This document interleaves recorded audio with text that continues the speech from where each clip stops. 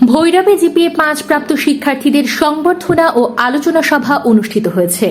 আজ বুধবার সকালে বাংলাদেশ রেলওয়ে উচ্চ বিদ্যালয় অফিস চত্বরে আলোচনা সভায় বক্তব্য রাখেন বিদ্যালয়ের পরামর্শক কমিটির সদস্য মোহাম্মদ জাকির হোসেন, অধ্যক্ষ মোহাম্মদ শহীদুল্লাহ, ভৈরব প্রেস ক্লাবের সদস্য সচিব ও পরামর্শক কমিটির সদস্য সোহেলুর রহমান সোহেল, পরামর্শক কমিটির সদস্য হুমায়ুন কবির, মাহিন সিদ্দিকী ও প্রধান শিক্ষক মোক্তার হোসেন প্রমুখ। এ সময় বক্তারা বলেন, সারা ভৈরবে ২০২৫ সালের এসএসসি পরীক্ষায় বাংলাদেশ রেলওয়ে উচ্চ বিদ্যালয় দ্বিতীয় স্থান অর্জন করেছে।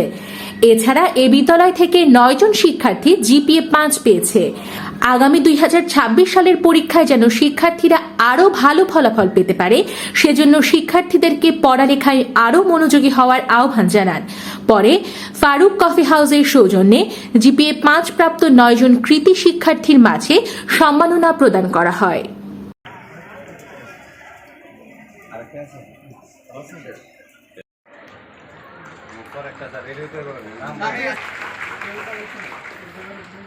ক্র্যাশ তুলে দিচ্ছেন ইয়াসিন খান রাফিকে।